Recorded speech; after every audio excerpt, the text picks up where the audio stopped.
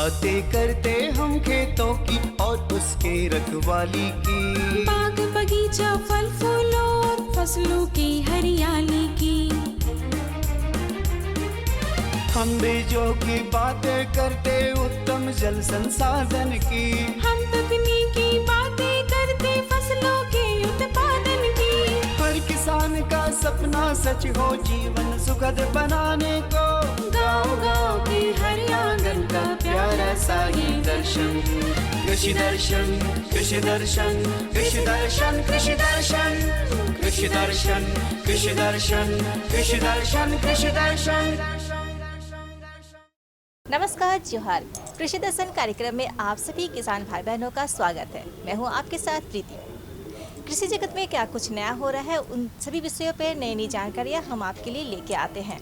आज भी कुछ खास जानकारियां लेके आए हैं, लेकिन चलिए सबसे पहले देखते हैं कृषि समाचार। नमस्कार, कृषि समाचार में आपका स्वागत है। मैं हूं दिव्यांशु। आइए देखते हैं आज कृषि समाचार में क्या है खास। प्रधानमंत्री कृषि सिंचाई योजना का संचालन डीबीटी के माध्यम से किया जाएगा।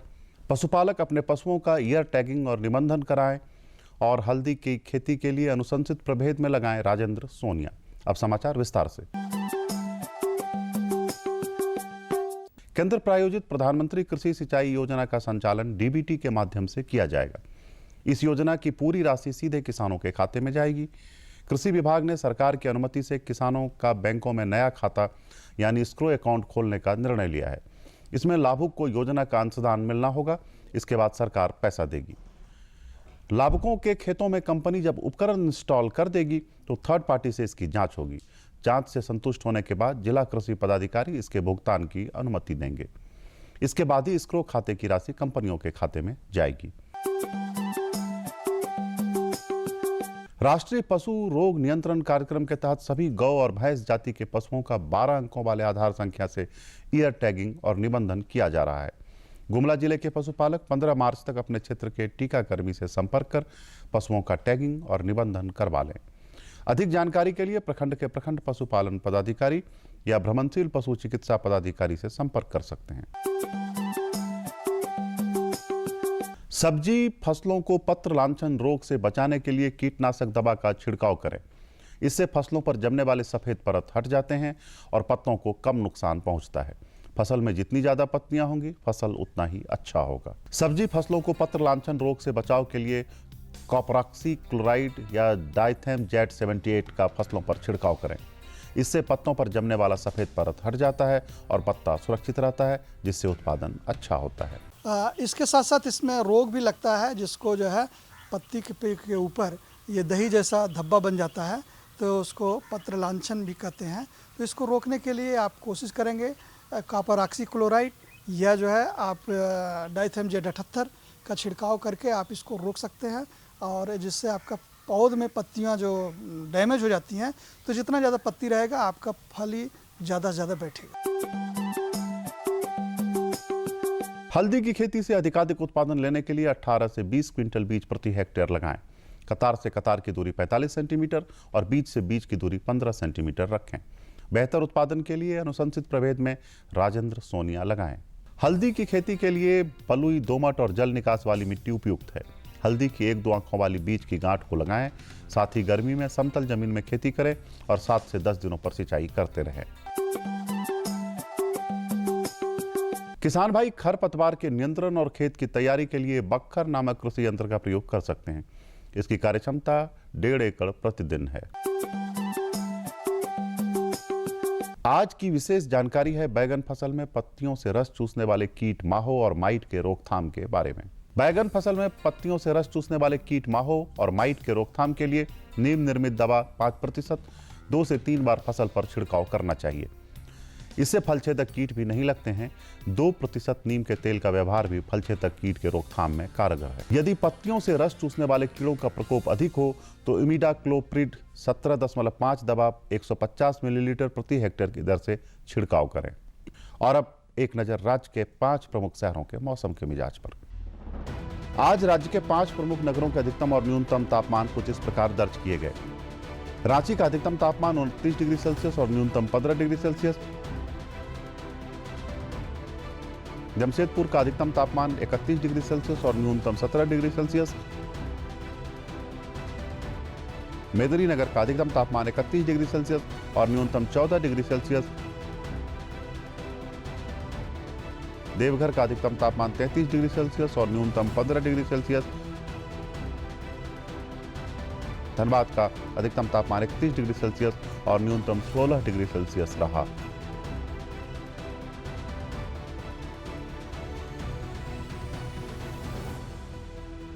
कृषि समाचार में आज इतना ही। अगले दिन अगले अंक में फिर मुलाकात होगी कुछ ताजा तरीन खबरों के साथ। तब तक के लिए दीजिए इजाजत। नमस्कार, जोहार। हमारे किसान भाई बहन खेतीबाड़ी के साथ साथ पशुपालन भी करते हैं और मौसम का ऐसा हाल है जिसमें हम मनुष्यों के साथ साथ पशुओं को भी खास तौर पे ध्यान रखना पड़ता है। तो ऐसे में हमारे किसान भाई किन किन बातों का ध्यान रखें, जैसे पशुओं की रख रखाव, उसकी आवास व्यवस्था और उनके खान पान का। तो चलिए इस विषय की विस्तृत जानकारी लेने के लिए हम चलते हैं और देखते हैं फीचर। पशुपालक भाइयों, ठंड का मौसम समाप्त हो चुका है। मार्च महीना का पहला सप्ताह भी बीत गया है। बसंत अंतिम चरण में है और तापमान में बढ़ोतरी शुरू हो गई है। आप गाय, भैंस, बकरी, मुर्गी, शुकर कोई भी पशु पाल रहे हैं तो उनके बेहतर स्वास्थ्य के लिए उन्हें बदलते मौसम के दुष्प्रभाव से बचाने पर विशेष ध्यान दें। तापमान और नमी में आने वाला बदलाव पशु के शारीरिक विकास और दूध उत्पादन क्षमता पर विपरीत असर डालता है। इसलिए करवट लेते मौसम में पशुओं की विशेष देखभाल की जरूरत होती है। प्रत्येक मौसम के बदलाव के समय पशुओं के शरीर में भी कुछ बदलाव होते हैं और उसका असर निश्चित तौर पे उसके उत्पादन पर पड़ता है। अब विशेष करके अभी जैसे ठंड का मौसम ख़त्म होने जा रही है और गर्मी की मौसम आने वाली है, उस परिस्थिति में भी हमारे पशुओं से उसके क्षमता के अनुसार उत्पादन लेने के लिए हमको कुछ विशेष बातों पर ध्यान जरूर रखना चाहिए। इससे किसान भाइयों को मौसम के बदलाव के कारण जो उत्पादन में कमी आती है उसको हम आसानी से पूरी कर सकते हैं और उनका जो लाभ है वो उसी तरह से बरकरार हो सकता है। तो इसमें जैसे कि अभी गर्मी का मौसम आने जा रहा है, इसमें सभी प्रकार के सभी नस्लों के या सभी प्रजाति के जो पशुधन होते हैं उन पर इसका प्रभाव पड़ता है। जैसे कि अगर लें दुधारू पशुओं में गाय भैंस हो जाते हैं, या मांस उत्पादन करने वाले पशुओं में बकरी, भेड़, या फिर आप बर्ड्स में लें तो जो मुर्गियां हैं, विशेष करके ब्रॉयलर मुर्गियां और लेयर्स में जो अंडे देने वाली मुर्गियां हैं, उन सबों पे भी इसका काफ़ी प्रभाव पड़ता है। तो अभी का मौसम हमारे पशुधन के लिए काफ़ी एक फेवरेबल अच्छा मौसम कहा जाता है। जैसे अभी नवंबर से फरवरी का मौसम एक अच्छा कंफर्ट जोन माना जाता है। जैसे ही फरवरी से मार्च की ओर जाते हैं तो जो हमारे तापमान, जो आसपास के तापमान है उसमें लगातार वृद्धि होते जाती है। तो ये वृद्धि जैसे ही 26 से 28 डिग्री सेंटीग्रेड से ऊपर जाने लगता है तो पशुओं में हमारी वो मौसम का एक विपरीत प्रभाव पड़ते जाता है और उसके उत्पादन पर धीरे धीरे कमी आती जाती है, जिसको हम प्रत्यक्ष रूप से नहीं देख पाते हैं। तब किसान भाइयों को निश्चित तौर पे इसमें घाटा अवश्य होता है। दुधारू गायों के मामले में इस बात का ख्याल रखें कि आप किस प्रजाति का गौ पालन कर रहे हैं। इनकी 2 श्रेणियां हैं, देसी और संकर। संकर गाय भी 2 नस्ल के हैं, जर्सी और फ्रीजियन। बदलते हुए तापमान में संकर गायों पर ध्यान देने की जरूरत होती है। इन नस्लों का विकास शीत प्रधान देशों में हुआ है। ये ठंड के मौसम के लिए ज्यादा अनुकूल हैं। इनमें गर्मी सहन करने की क्षमता कम होती है। विशेष करके हम अगर शुरू करें दुधारू जानवरों से, तो दुधारू जानवरों को हम 2 भाग में बांट के इसके बातों पर हम विशेष ध्यान दे सकते हैं। जैसे जो किसान भाई संकर नस्ल के पशुएं रखें, संकर नस्ल की पशुएं से अगर कहें जर्सी का संकर नस्ल या हॉल्स्टाइन फ्रीजियन का संकर नस्ल रखे हुए हैं, तो उन सबों को जो दूध उत्पादक किसान हैं उन सबों को विशेष ध्यान देने की ज़रूरत पड़ती है, क्योंकि ये जो विदेशी संकर नस्लों के पशुओं में ये धूप से लड़ने की क्षमता, यानी कि गर्मी से लड़ने की क्षमता देसी पशुओं की अपेक्षा काफ़ी कम होती है। तो किसान भाइयों, उन सबों में उत्पादन भी अधिक होता है, इसी कारण उनकी देखभाल भी अधिक करने की ज़रूरत होती है। तो जो संकर नस्ल के पशुएं रखे हुए हैं किसान भाइयों, उन सबों में विशेष करके जो तापमान बढ़ रहा है तो उस स्थिति में शरीर का जो एक रोग को मैनेज करने की जो ताकत होती है उतनी ज़्यादा नहीं हो पाते, जिसके कारण हमारे उत्पादन में विशेष करके दूध उत्पादन धीरे धीरे घटता जाता ही है। इसके अलावा प्रजनन क्षमता में बहुत ज़्यादा मार होती है। प्रजनन क्षमता में पशुएं देर से ये हिट में आती हैं, या जो पशुएं हिट में नहीं आ रही हैं उनकी ये लंबा जाती है, बच्चे दे दिए हैं उनमें ये लंबे समय तक दोबारा हिट में नहीं आती हैं, पाल नहीं रखने की शिकायत होती है। इसके अलावा उनके जो स्वस्थ है, ओवरऑल स्वस्थ है, यानी पूरा उपापचय की क्रियाएं जो हैं उसमें भी काफ़ी गिरावट होती है और शरीर से रोग से लड़ने की क्षमता में भी गिरावट पाई जाती है। संकर नस्ल की गायें गर्मी में परेशान हो रही है या उनके सेहत पर प्रतिकूल प्रभाव पड़ रहा है। इसके कई लक्षण साफ तौर पर दिखने लगते हैं। गर्मी के कारण संकर गायों की प्रति मिनट सांस लेने की दर बढ़ जाती है और उनके मुंह से लार गिरने लगता है। इसी तरह कई लक्षण बाहरी और कई अंदरूनी होते हैं, जबकि देसी गायों में गर्मी बर्दाश्त करने की क्षमता अधिक होती है और उनमें संकर गायों के बनस्पत गर्मी में होने वाली समस्याएं कम होती हैं। लक्षण अगर विशेष करके देखें हम, जो रोग जैसे कहें गर्मी का जो प्रभाव उस पर पड़ रहा है, इसको पहचानने के लिए कुछ लक्षणों का पहचान से हम लोग उसको देख सकते हैं। जैसे अगर देखेंगे तो उन पशुओं में सांस की जो दर है, प्रति मिनट जो सांस लेने की दर है उसमें वृद्धि होती है। तेज सांस लेगा, थोड़ा हल्का सांस लेगा, उसके तापमान में लगातार वृद्धि होते जाती है। जो शरीर तापमान है जैसे 102 से 103 डिग्री सामान्य तापमान होता है, इस तापमान में हम कभी कभी देखते हैं कि 105-6 डिग्री, कहीं कहीं तो 106-7 डिग्री फ़ारेनहाइट तक भी ये जाता है। तो ऐसा अगर देख रहे हैं तो आप समझ यही कि उसमें गर्मी का प्रभाव पड़ रहा है। साथ साथ सलाइवेशन होता है, मुँह से बिना किसी कारण के लार आ सकता है, पाचन शक्ति में कमी होती है, दूध में गिरावट आती है। ये अगर गाय हीट में है तब भी हीट के लक्षण उतने प्रदर्शित नहीं होते हैं जितने अच्छी तरह से होना चाहिए। तो इन सब लक्षण देखने पर पता चलता है कि हमें इस गाय को या उस पर्टिकुलर पशु को ये गर्मी का प्रभाव या हीट स्ट्रेस का प्रॉब्लम हो रही है। देसी पशुओं में इसकी प्रभाव थोड़ी कम होती है। तो इन सबों को अगर हम कम करना है इन प्रभाव को, तो कुछ जो देख रेख है हमारे, उन पर विशेष ध्यान देने के। चूँकि संकर गायों में दूध उत्पादन क्षमता अधिक होती है, इस वजह से दूध उत्पादन के लिए संकर नस्ल का गौपालन अधिक होता है। गर्मी के मौसम को ध्यान में रखकर उत्तम आवास और आहार प्रबंध करके संकर नस्लीय गायों को गर्मी के प्रकोप से बचा सकते हैं। आइए पहले जानते हैं आवास प्रबंधन के बारे में। आवास में प्रति गाय में वेंटिलेशन की जो सुविधा है, कम से कम एक गाय में 3 स्क्वायर फीट की वेंटिलेशन, जो खिड़की दरवाजे हों, हवा के जो क्षेत्र हैं वो ज़रूर मिले। साथ साथ पानी की भरपूर व्यवस्था होनी चाहिए, शुद्ध पानी की 24 आवर मतलब 24 घंटे पीने के पानी उपलब्ध रहें, इस बात का विशेष ध्यान दें आप लोग। छत अगर आपका बहुत नीचे है, उस स्थिति में अगर एस्बेस्टस या टीना लगा रखे हैं तो आप ऊपर में फॉल्स सीलिंग भी कर सकते हैं, या फिर उसके ऊपर में जो बोरे या चाट या फिर पुआल की एक परत बिछा सकते हैं, जिससे सूर्य की किरणें सीधे आपके वो सीट पर न पड़े। और बहुत ज़्यादा गर्मी जैसे अगर 36 डिग्री से ऊपर जा रही है तो आप वहाँ पे पुआल को 2 टाइम भिंगा भी सकते हैं। भिंगा दें तो क्या होगा कि नीचे का तापमान थोड़ी कम हो जाती है। इसके अलावा आप जो खिड़की दरवाजे हवा के लिए जो छोड़ने की हम बात कर रहे हैं, उसमें अगर गर्म हवा का झोंका आ तेज़ चल रही है, उस स्थिति में आप जूट के बोरे उसमें टांग सकते हैं या पुआल के हल्का परत बिछा सकते हैं, और उनको आप पानी का छिटा देके ठंडा करने के लिए आप उसमें पानी का छिटा भी लगा सकते हैं। अब आहार प्रबंधन की बात। गर्मी के मौसम में सुबह 9 बजे से लेकर शाम 4-5 बजे तक तेज धूप और गर्मी अधिक होती है। दिन भर के कुल मिश्रित दाना का लगभग 3/4 भाग रात के समय दें तो ज्यादा बेहतर होगा। गर्मी में अनुशंसित मात्रा में मिनरल मिक्सचर और मकई का दरस जरूर दें। पशु स्वस्थ रहेंगे और आपको ज्यादा लाभ होगा। जो दाना मिश्रण हम देते हैं, जिनके दाना मिश्रण, जैसे संकर गायें अधिकतर दाना मिश्रण पर पल रहे होते हैं, उत्पादन के लिए किसान निश्चित तौर पर दाना मिश्रण पर ही निर्भर रहता है। तो उन सबों में दाना जो हम दिन के समय पे देते हैं, जैसे 10 बजे 9 बजे के से आप 3-4 बजे तक देते हैं, इसके थोड़ा बदलाव करने की जरूरत पड़ेगी। जो दाना मिश्रण का अधिकतर मात्रा यानी 70-80% मात्रा आप सुबह और शाम को दें। दोपहर को काफ़ी कम दाना देने की कोशिश करें, या अधिक से अधिक दाना शाम को दें ताकि रात को खा के वो अच्छी तरह से पाचन कर सकें।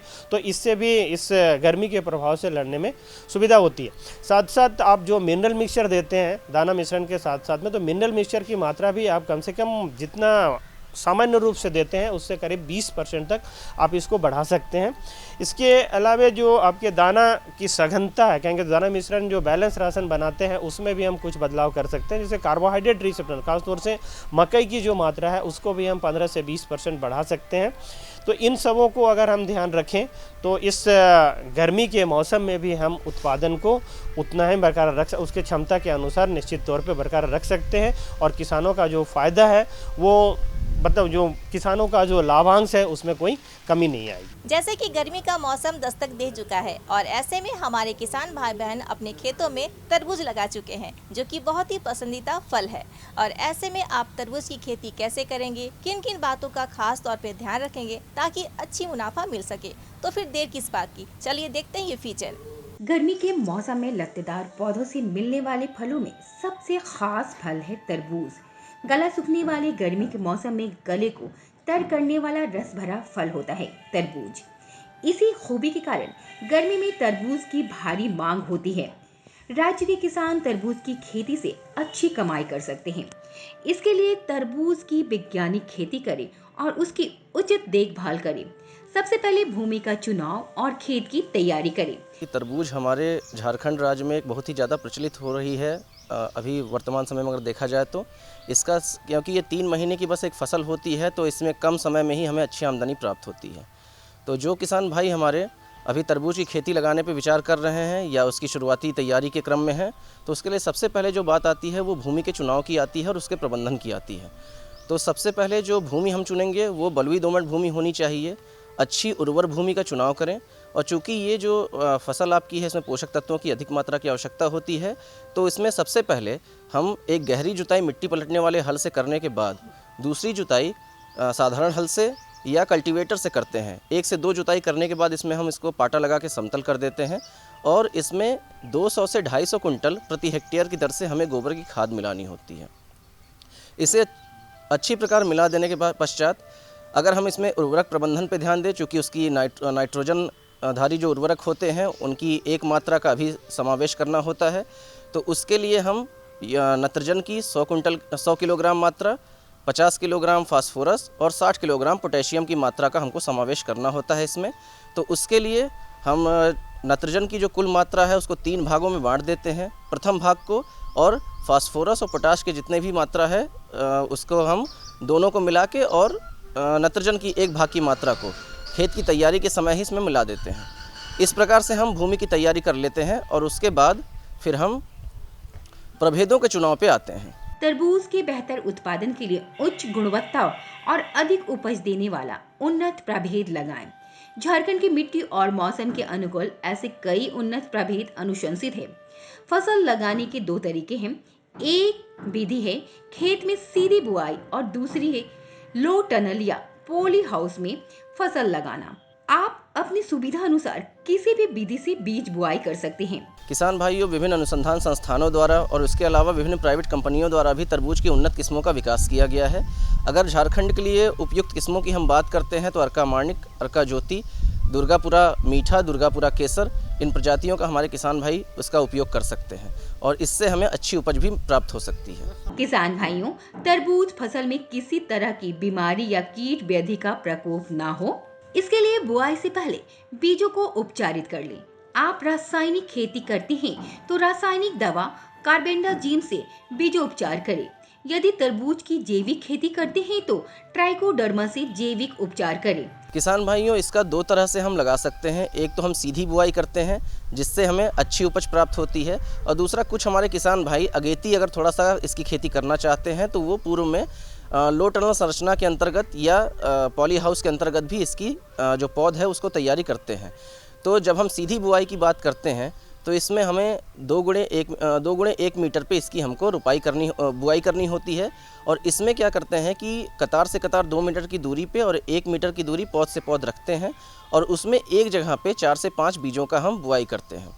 इसमें थोड़ा सा कुछ समय बाद जब अंकुरण प्रारंभ हो जाता है, पौधे की थोड़ी सी बढ़वार हो जाती है, तो एक जगह पे 2 से 3 पौधों को ही हम रखते हैं और बाकी को हटा देते हैं। और थोड़ा सा हम ये ध्यान दें कि जब हम सीधी बुआई करते हैं तो उसमें हम 24 घंटे के लिए बीजों को पानी में भिगो दें और जो उसके बाद ये देखते हैं कि कुछ बीज अगर ऊपर आ गए हैं तो उसे हटा देते हैं और अच्छे बीजों का ही, स्वस्थ बीजों का ही हम चुनाव करते हैं। इसमें एक महत्वपूर्ण प्रक्रिया किसान भाइयों आती है बीजोपचार की, क्योंकि कभी भी बहुत सारे फंगस या फफूंदी जनित बीमारियां भी इसमें लगती हैं, तो उनके नियंत्रण के लिए हमें बीजोपचार अवश्य करना चाहिए। बीजोपचार को हम 2 विधियों से कर सकते हैं, एक रासायनिक विधि से और दूसरा हमारा होता है जैविक विधि से।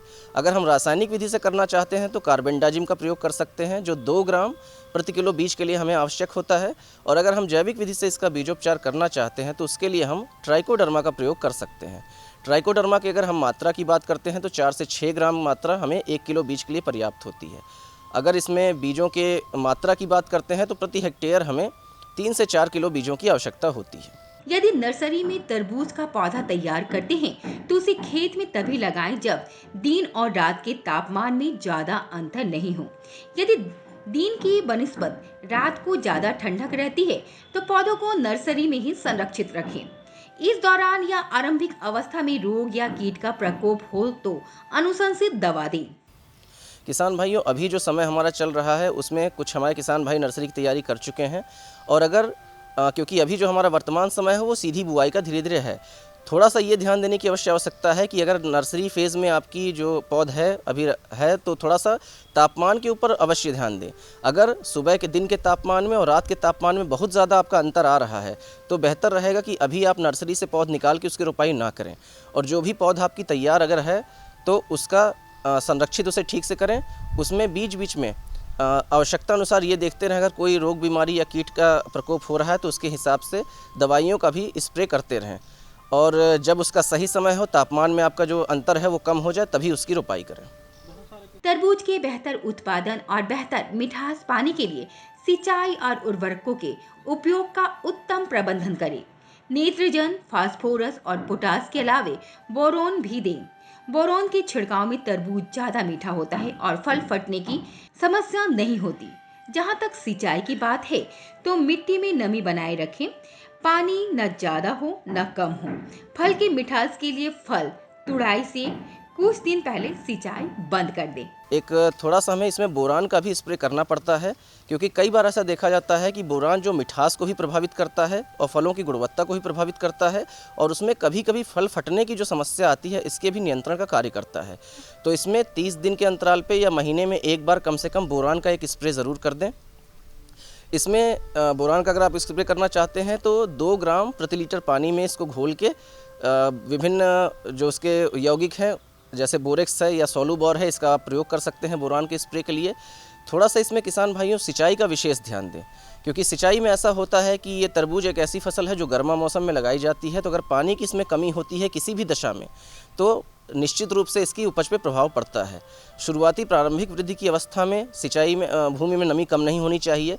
जब आप इसको मेड़ और नाली के माध्यम से इसकी बुआई कर रहे हैं तो ये ज़रूर ध्यान दें कि नालियों में ही पानी दें और अधिक पानी ना दें। भूमि में नमी बनी रहनी चाहिए पर किसी भी स्थिति में जल जमाव की स्थिति नहीं होनी चाहिए। अब वक्त हो चला है आपसे विदा लेने का। विदा लेने से पहले हम बताना चाहेंगे हमारा पता, तो नोट कीजिए हमारा पता कार्यक्रम कृषि दर्शन, कृषि प्रकोष्ठ द्वारा के निर्देशक, दूरदर्शन केंद्र, रातू रोड, रांची, पिन संख्या 834001। इसी के साथ साथ आप हमारे साथ जुड़ सकते हैं फेसबुक और ट्विटर में भी, और आप जब चाहें कहीं भी कभी भी देख सकते हैं हमारे इस कार्यक्रम को यूट्यूब के माध्यम से। तो आज के अंक के लिए बस इतना ही। अगले अंक में बहुत जल्द मिलेंगे नए विषय के साथ, नई जानकारियों के साथ। तब तक के लिए मुझे और मेरी पूरी टीम को दीजिए इजाज़त। नमस्कार, जोहार।